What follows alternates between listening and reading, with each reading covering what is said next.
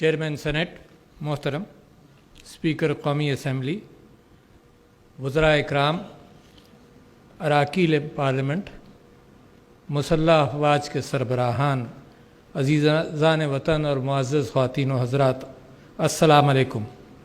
آپ سب کو 74واں یوم آزادی مبارک ہو۔ 23 مارچ وہ دن تھا 1940 میں جب ہندوستان میں مسلمانوں نے ایک ارادہ کیا اور قرارداد مقاصد پاس کی۔ وہ ایک خواب تھا اور اس کا مقصد، اس کی تکمیل جو تھی وہ 14 اگست 1947 کو وہ پورا ہوا۔ ملک بنانا بالکل ایسا ہی ہے جیسے بڑی جد و جہد کے بعد اور صدیوں کے بعد آزادی ملے، مگر اس کے بعد ایک نئی جد و جہد شروع ہوئی، اور اس نئی جد و جہد کے اندر تکمیل پاکستان کی علامہ اقبال اور قائد اعظم کے خوابوں کے مطابق اور مسلم امہ کی عکاسی کرتے ہوئے حضور اکرم میرے آخری نبی صلی اللہ علیہ وسلم کی پیروکاری کے اندر انصاف کا ایک وطن بننا تھا، اور بن رہا ہے، اور کوشش ہماری جاری ہے۔ تو 14 اگست 2020 میں اس بات کی عکاسی، اس بات کو وہاں سے اٹھانا چاہتا ہوں جس سورت کی ابھی تلاوت ہوئی، جس کے اندر اللہ تعالیٰ اپنے نبی، آخری نبی صلی اللہ علیہ وسلم سے فرماتے ہیں کہ جاؤ اور خوشخبری دو ان لوگوں کو جنہوں نے آزمائشوں کے اندر بھی اللہ کو یاد رکھا اور اللہ ان کو نوازے گا۔ تو آج میں یہ بات آپ سے کرنا چاہتا ہوں، خوشخبری کی بات۔ میں نے بہت زمانہ اور بہت دور دیکھا جس کے اندر ہم اپنے آپ کو کبھی کسی چیز پر اور کبھی کسی چیز پر ملامت ہی کرتے رہے، مگر وہ خوشخبری کیا ہے، اس کی بنیاد کیا ہے؟ جب وہ بچہ پاکستان کا 74 سال پہلے پیدا ہوا تو یہ تو اب اس کی جوانی آئی ہے، اس نے سیکھا، اس نے ٹھوکریں کھائیں، کہیں آزمائشوں سے گزرا، اللہ کا شاکر رہا۔ تو اس 74 سال میں ماضی قریب کی 3 خوشیوں کی بات آپ سے کرنا چاہتا ہوں، آزمائشوں کی بات کرنا چاہتا ہوں جس میں سے آپ گزرے، اور پھر پچھلے سال کی بات آپ کے سامنے رکھنا چاہتا ہوں جس میں سے آپ گزرے۔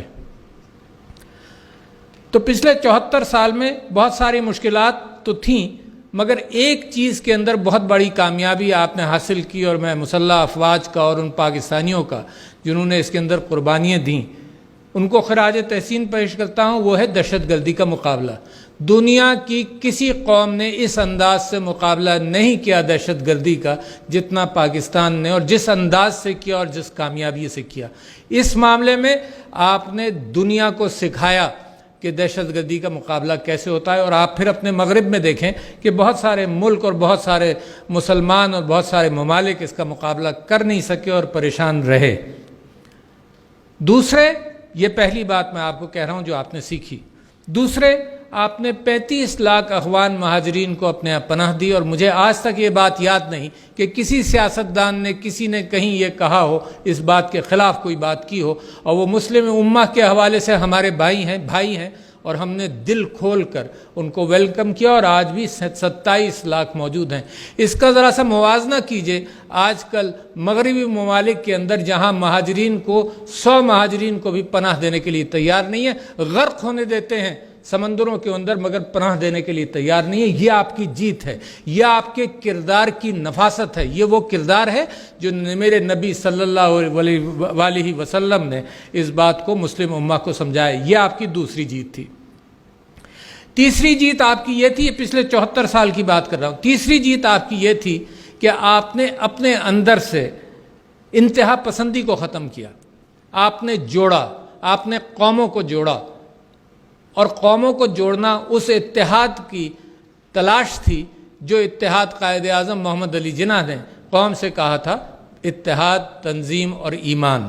تو آپ نے اپنے ہاں انتہا پسندی ختم کی، اور اس کا نتیجہ آپ نے دیکھا پچھلے سال جب بھارت کے ساتھ بھارت نے پاکستان پر حملہ کیا، تو آپ نے نتیجہ دیکھا کہ ان تینوں وجوہات کی بنیاد پر، اور عمران خان صاحب نے جو امن کے اعتبار سے پیغام دیا تھا بھارت کو، ان تینوں باتوں کے ساتھ جو آپ نے سیکھا، سارا پاکستان امن چاہتا تھا، پرائم منسٹر نے امن کا پیغام دیا، سارا میڈیا امن چاہتا تھا، لہٰذا اور باؤنڈری کے دوسری طرف ہمارے مشرق کے اندر سارا میڈیا، سارے لوگ، سارے سیاستدان جنگ کی بات کرتے تھے، تو لہٰذا قوم نے سیکھ لیا۔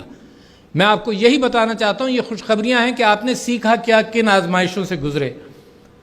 اب آتے ہیں پچھلے 2 سال اور پچھلے سال خاص طور پر، قوم نے عدلیہ سمیت، ساری قوم نے، حکومت سمیت، پارلیمنٹ سمیت، ایک کرپشن کے خلاف بھی ایک علم بلند کیا۔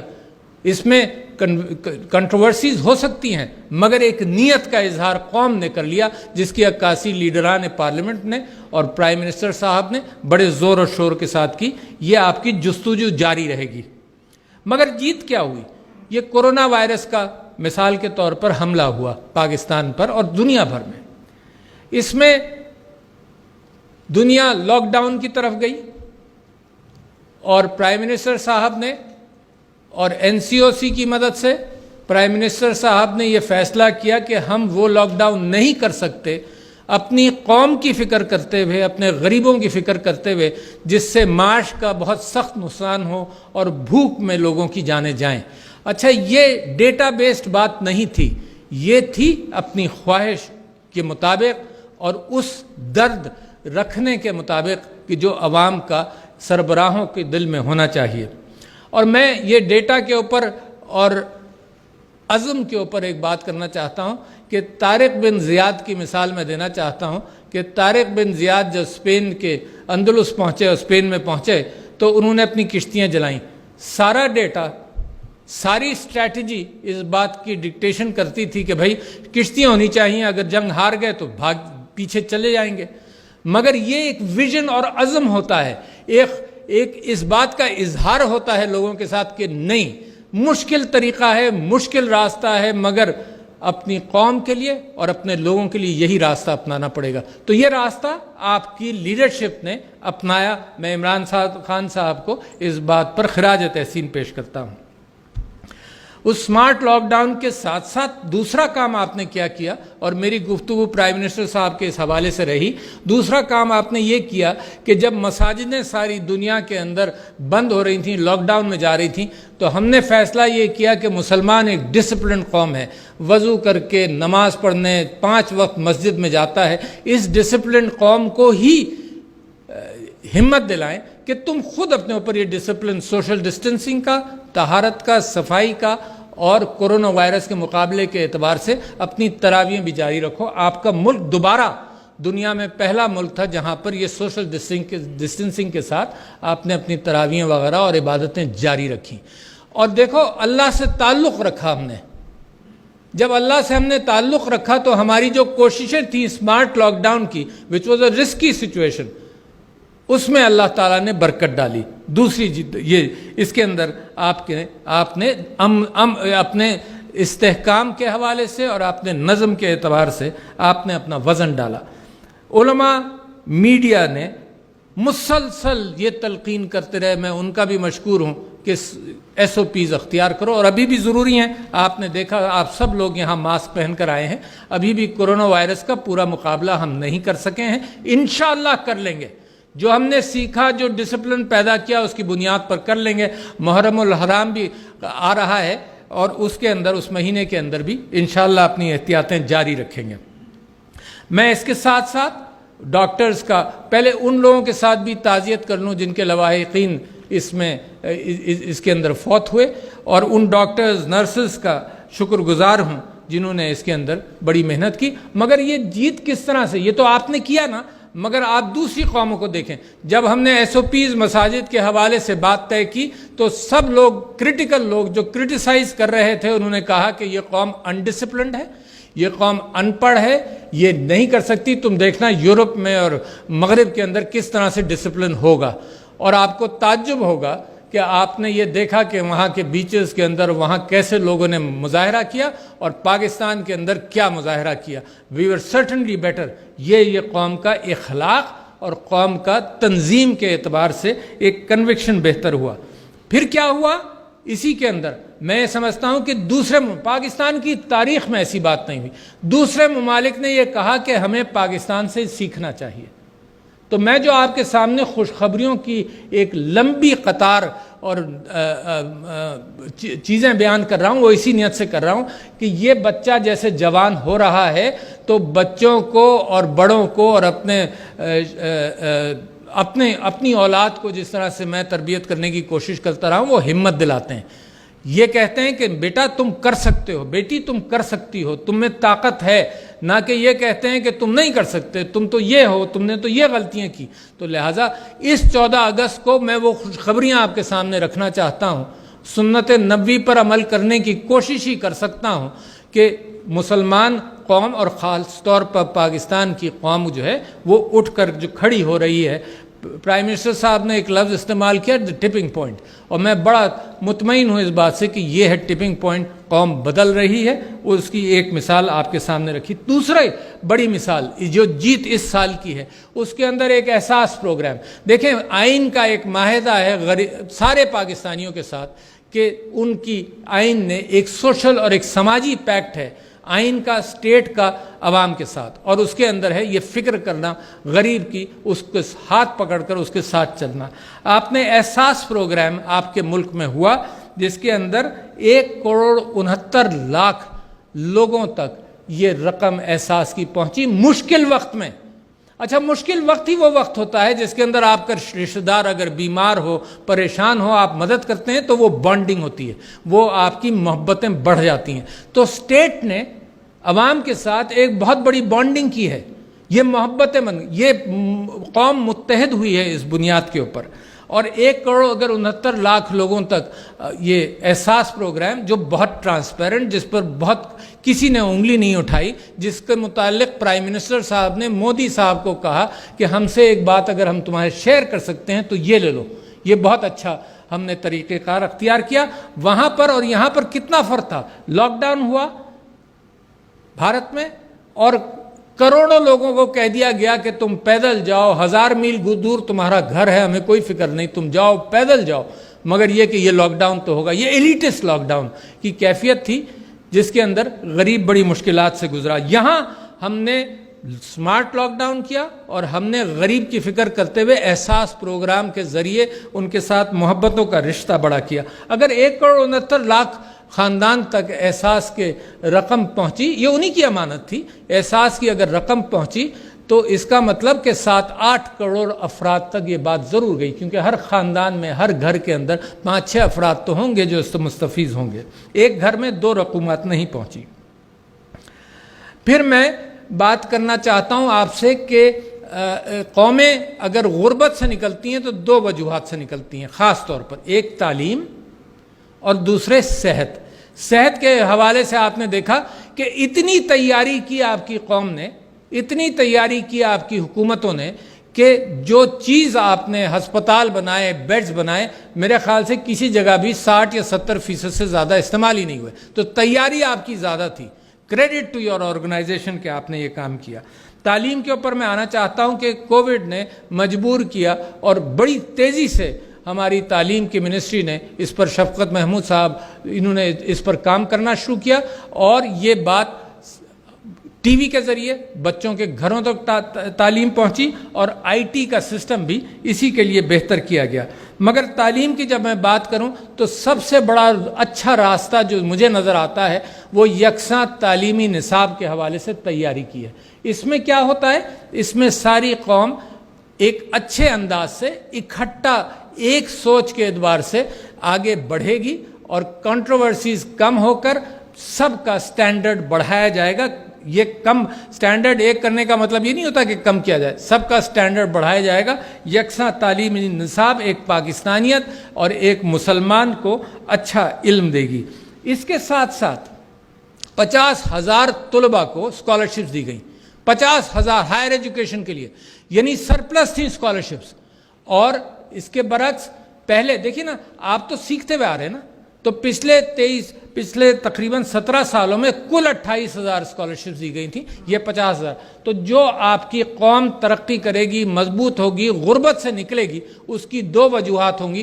صحت کا خیال رکھا جائے، ماشاءاللہ بڑی اچھی طرح سے قوم کو میں مبارکباد دیتا ہوں کہ انہوں نے صحت کا کس انداز سے خیال کیا اور جو پیغام پہنچا اس کے اوپر عمل کیا، اور اسی طرح سے تعلیم کے اوپر. پھر میں اب بات کرنا چاہتا ہوں معیشت پر، آپ کی جیت گنانا چاہتا ہوں، وہ خوشخبریاں آپ تک پہنچانا چاہتا ہوں جو پچھلے سال آپ نے حاصل کی ڈسپائٹ کووڈ کے باوجود کی. یعنی دنیا کے اندر یہ ساری چیزوں نے بہت بڑی بڑی آزمائشیں کی، -20% GDP، -15% GDP، اور آپ کے ہاں کیا تبدیلیاں آئیں.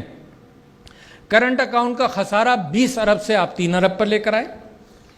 زر مبادلہ کے ذخائر 8.5 ارب سے 12.5 ارب ہوئے. محصولات ٹیکس کے اعتبار سے ڈسپائٹ کووڈ کے باوجود، معیشت کی کمزوری جو ہوئی کووڈ کی وجہ سے، اس کے باوجود آپ نے 300 ارب آپ کا محصولات اور ٹیکس بڑھ گئے. ایک نیا کنسٹرکشن اور تعمیراتی پیکج آیا جو میں سمجھتا ہوں اکانومی کو بڑی تیزی سے ریوائیو کرے گا. اور اس کی عکاسی کہاں ہوئی؟ اس کی عکاسی پاکستان اسٹاک ایکسچینج کے اندر ہوئی. جو مستقبل کے اعتبار سے امید لگاتے ہیں، انویسٹ کرتے ہیں، انہوں نے یہ دیکھا کہ پاکستان کے انڈیکیٹرز اچھے ہیں. یہ آپ پاکستانیوں نے دیکھا، باہر والا تو بعد میں انویسٹ کرے گا. یہ پاکستانیوں کو اپنی قوم کے اوپر، اپنے ملک اور اپنی معیشت پر جب بھروسہ ہوگا تو پھر وہ دکھاتا ہے. پاکستان اسٹاک ایکسچینج کے ذریعے اس نے 40,000 کا ہدف پورا کیا، جبکہ دنیا کی اسٹاک ایکسچینجز نیچے گئیں، پاکستان کی اسٹاک ایکسچینج اوپر گئی. ماشاءاللہ مودی نے بھی اسٹیبل رینکنگ دی. اچھا، اور ایز آف ڈوئنگ بزنس پچھلے سال کی آپ کی جیت تھی کہ آپ نے 28 سے جمپ کیا. سیمنٹ کی پروڈکشن بڑھ گئی. تو میں صرف یہ کہنا چاہتا ہوں کہ معیشت ایک کلائمب کی طرف جا رہی ہے، بڑھنے کی طرف جا رہی ہے، اور یہ کووڈ کے باوجود ہے. یہ بہت بڑی جیت ہے، آپ کی مبارکباد کی مستحق ہے یہ قوم. اب میں آنا چاہتا ہوں کشمیر کے اوپر. 5 اگست یوم استحصال کے طور پر منایا. 5 اگست 2019 کو میں ہندوستان نے، بھارت نے آرٹیکل 370 کو رد کیا. وہ انہی کے آئین کا آرٹیکل تھا، وہ گارنٹیز دیتا تھا. ہمیں اس آرٹیکل سے اب بھی ہم یہ کہتے ہیں کہ کشمیر پاکستان کا حصہ ہے، انڈیا کے آرٹیکل میں بھی نہیں ہونا چاہیے تھا. مگر اس کے ساتھ ساتھ وہاں مظالم بڑھے. ہندوستان نے اپنی نئی تاریخ رقم کرنے کی کوشش کی ہے. پرانی تاریخ کو مٹا کر نئے اوراق اس میں ڈالنا چاہتے ہیں، جھوٹ سچ کے ساتھ. اور نتیجہ یہ ہے کہ مائنورٹیز کے حوالے سے ان کا جو سٹیزن شپ ایکٹ ہے وہ، اور رجسٹریشن ایکٹ آسام کا، اس نے وہ بات شروع کی جس کے اندر مائنورٹیز کے ساتھ بجائے آپ کے ملک نے کیا کیا، آپ نے ملک نے یونائٹ کیا اور یونائٹ کرنے کی کوشش کی. اور ادھر کیا ہو رہا ہے؟ ادھر ڈس یونٹی پھیل رہی ہے. ہمارا پڑوسی ملک ہے، ہم چاہتے ہیں وہاں اسٹیبلٹی ہو، ہم چاہتے ہیں وہاں امن ہو، مگر جب وہ خود اپنے آپ ماچس ڈالتے رہیں گے اور تیل چھڑکتے رہیں گے تو ہم کیا کر سکتے ہیں سوائے اس کے کہ ہم پریشان ہوتے رہیں کہ ہمارے نیبرہڈ کے اندر اگر یہ کام ہوگا تو پاکستان کو بھی نقصان ہوگا. میں سمجھتا ہوں کہ کشمیر کا معاملہ، حق خود ارادیت کا معاملہ، سلامتی کونسل کے اندر پچھلے سال کے اندر 4 یا 5 مرتبہ اس کے اوپر بحث ہوئی. تو پچھلے 55 سال کے بعد یہ بہت بڑی کامیابی ہے، آپ کے فارن پالیسی کی کامیابی ہے. ماشاءاللہ جس طرح سے پاکستان کی عکاسی کی گئی دنیا کے اندر، وہ لگتا ایسا ہے اور انشاءاللہ ہوگا کہ پاکستان اپنی معیشت بہتر کرتا جائے تو مسلم امہ کی قیادت جو ہے وہ پاکستانی لیڈرشپ کے ہاتھ میں. لگتا ہے کہ اگر اسی راستے پر ہم چلتے رہیں گے تو انشاءاللہ آئے گی. میں سمجھتا ہوں کہ اس معاملے کے اندر پاکستان اکٹھا ہے، کوئی اپوزیشن، کوئی گورنمنٹ، کبھی کوئی اس میں اختلاف نہیں ہوا.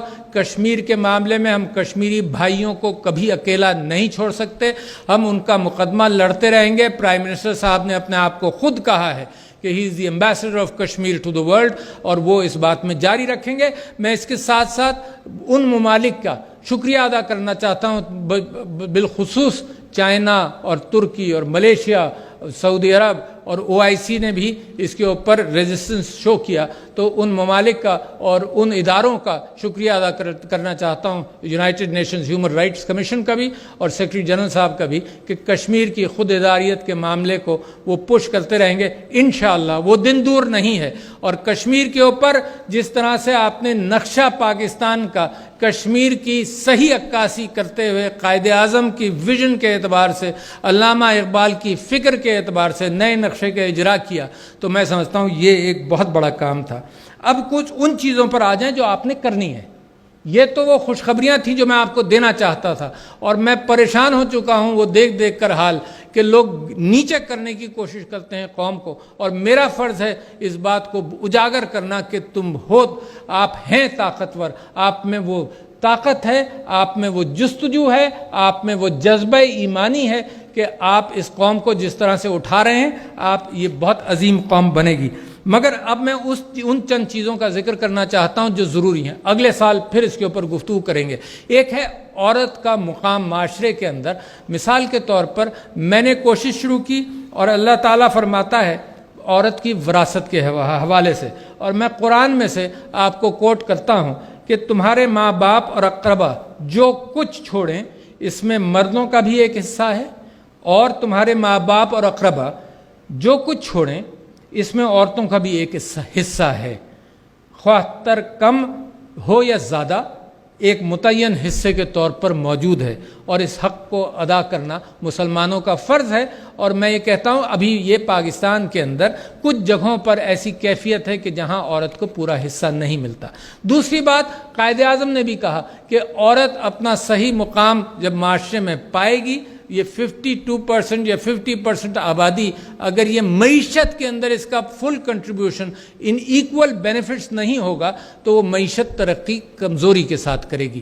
میں تعلیمی اداروں میں جاتا ہوں، اتنی اچھی ان کی تعلیم کے اعتبار سے اتنی کوششیں، اور اگر یہ گریجویٹ کرتی ہیں تو کبھی کبھی کچھ پروفیشنل کالج میں 70 اور 80%، مگر ایکچوئل لائف کے اندر وہ یقیناً ان کی ایک ذمہ داری ہے کہ خاندان کی پرورش کریں، وہ ذمہ داری بڑی ضروری ہے۔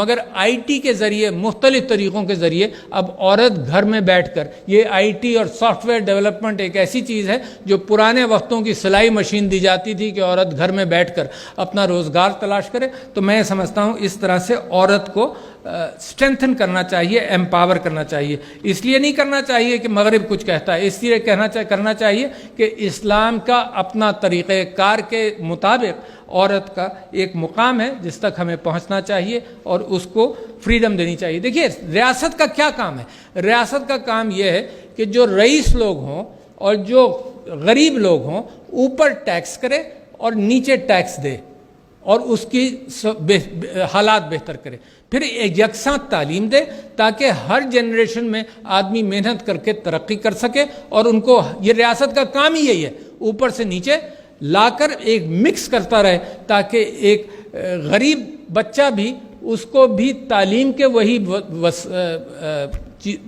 چیزیں موجود ہوں اس کے پاس، اور پھر ایکول اپارچونیٹیز، یکساں اس کو نوکریوں کا امکان ہو۔ میں اپنی گفتگو ختم کرنے سے پہلے افغانستان کے بارے میں بھی بات کرنا چاہتا ہوں۔ میں سمجھتا ہوں کہ جو معاہدہ امن کے سلسلے میں افغانستان اور امریکہ کے درمیان ہوا، اور طالبان اور امریکہ کے درمیان ہوا، اور افغانستان گورنمنٹ کے ساتھ بھی، میں سمجھتا ہوں کہ پاکستان ہمیشہ امن کا کوشاں رہا ہے۔ گوادر کے ساتھ جب آپ نے افغان ٹرانزٹ ٹریڈ کو کھولا تو ماشاءاللہ افغانستان اگر میں امن آئے گا جو عنقریب ہے، تو جو سیکنڈ بیسٹ بینیفیشری افغانستان کے لوگ خود، اور دوسرا بینیفیشری ہے وہ پاکستان ہے اگر اس کے مغربی بارڈر پر امن ہوگا۔ افغانستان کے بعد ساتھ ساتھ پھر میں پاکستان چائنا اکنامک کوریڈور کی اقتصادی راہداری کی بات کرنا چاہتا ہوں کہ اس کی وجہ سے ماشاءاللہ بڑی ترقی ہو رہی ہے اور ہوتی جائے گی، اور انشاءاللہ اس کے ساتھ جو سوشل ڈیولپمنٹ ہے اور پاورٹی ایلیویشن ہے اس دور کے اندر بھی ہم آ رہے ہیں۔ اور یہ صرف پاکستان چائنا کا اکنامک کوریڈور نہیں ہے بلکہ سینٹرل ایشیا کے ساتھ بھی ایک تعلق اور امن کا اور ٹرانزٹ کا ڈیولپ ہوگا۔ میں آخر میں عدلیہ کا مشکور ہوں کہ عدلیہ کی کوشش بھی کرپشن کے حوالے سے اور جلدی حصول انصاف کے حوالے سے جاری ہیں۔ بڑی مشکل جنگ ہے یہ، جب کرپشن گھن کی طرح معاشرے کو کھانے لگتا ہے تو اس کے خلاف جدوجہد بڑی مشکل ہوتی ہے۔ میں آخر میں نوجوانوں سے خاص طور پر یہ کہنا چاہتا ہوں کہ اپنی پاکستانیت اور اسلام کے اعتبار سے اپنی جڑوں کو مضبوط کرو۔ طوفانوں کے اندر وہ لوگ کھڑے رہتے ہیں جن کی جڑیں مضبوط ہوتی ہیں، پیر ان کے طاقتور ہوتے ہیں، تو لہٰذا جس طرف پاکستان جا رہا ہے وہ ایک ترقی کے دور ہے۔ وہ جو سلور لائننگ تھی کہ بھئی روشنی آئے گی، وہ روشنی آنا شروع ہو گئی ہے۔ لہٰذا اس 14 اگست کو میں ڈیڈیکیٹ کرتا ہوں کہ پاکستان ایک موڑ پر آیا ہے، اور پاکستان کے اندر ہمیں اپنی طاقت اور ہمیں اس بات کا احساس ہوا کہ ہم بہت کچھ کر سکتے ہیں۔ آپ کو 74واں کی سالگرہ مبارک ہو۔ پاکستان پائندہ باد۔